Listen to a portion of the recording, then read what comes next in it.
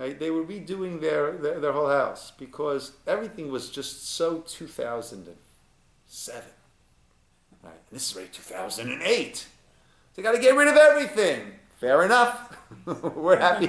We're happy to take it off your hands at the price you're looking to sell it. Right? That's the Western society. It's forward, forward, forward, forward, forward. That's the pig. It has the split hooves, but it doesn't chew its cud. It doesn't have the reverence, the appreciation, the respect for that which got us to this point. Go to the Middle Eastern world. Where are they living? They're living in the past.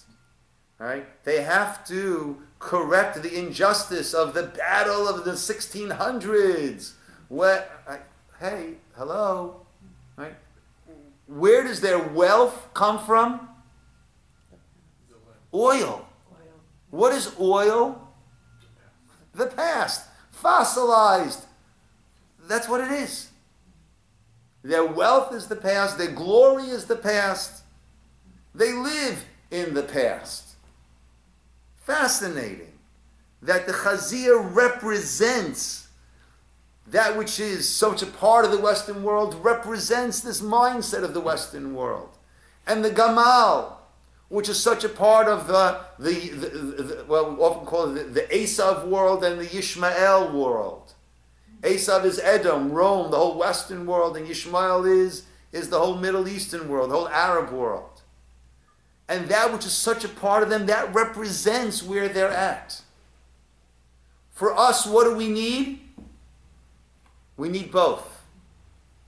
It has to chew its cud, and it has to have split hooves. Meaning, we build on the past, we have the reverence for the past. The very first avoda that's done in the Mishkan every morning is Trumat Hadeshen, reverently taking the ashes from yesterday's avoda. But then we make room for the new avoda. So we have to have the reverence for the past. Who am I? We stand at our Amida.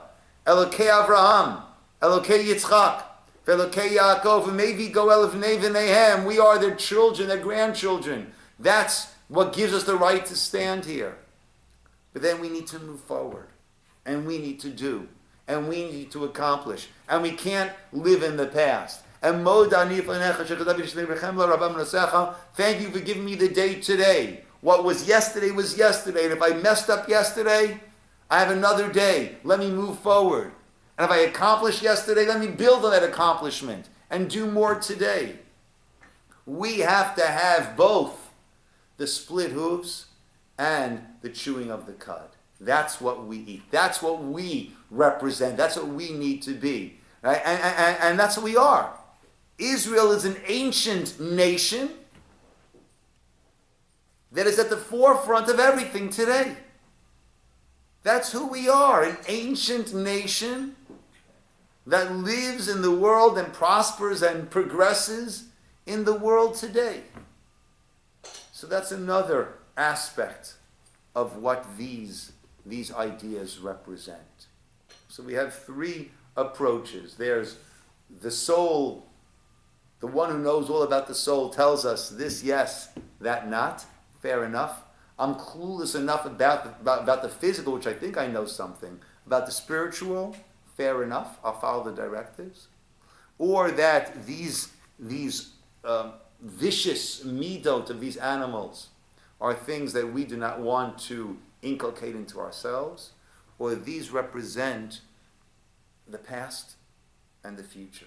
And that's where we must be living. That's where we Jews are tasked to be. What does this have to do with the Mishkan? The Parsha says it starts with the Mishkan. What is this doing in the Parsha of the Mishkan? I think we have a Mishkan inside of us. Okay. The Mishkan is God's presence resting on the physical building.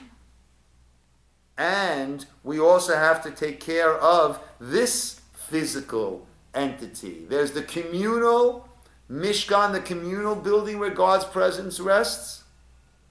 But each of us are tasked with our own Mishkan. Actually, by the Mishkan, Parsha Truma, by the Mitzvah Parsha, it says, V'asuli mikdash, v'shachanti, not betocho, make for me a mikdash. And not I will dwell betocho, not that I will dwell in it, but v'shachanti betocham, in your midst. Not going to dwell in it.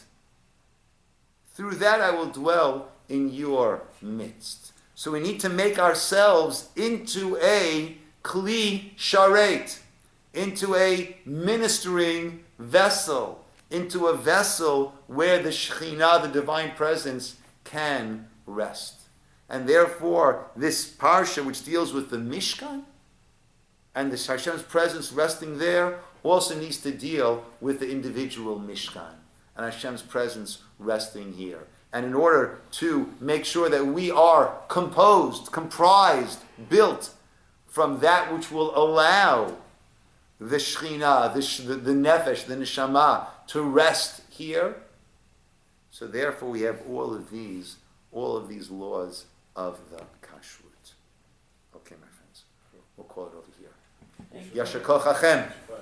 Thank you. Yes. Yeah, I have a question. So the Ciner of the two sons, or the son of Aaron, was because they were drunk? So there are many different things. Some say they came in shtuye yayin, they came in drunk. Right? The pasuk, the only thing that the verse says, there are many things that they were mora halacha in front of that they expounded their own halacha in front of their teachers. There's a whole list.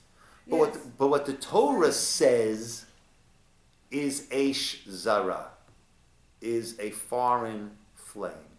Meaning this incense that they brought in there was not something that they were commanded to do. Okay, was not acceptable at all.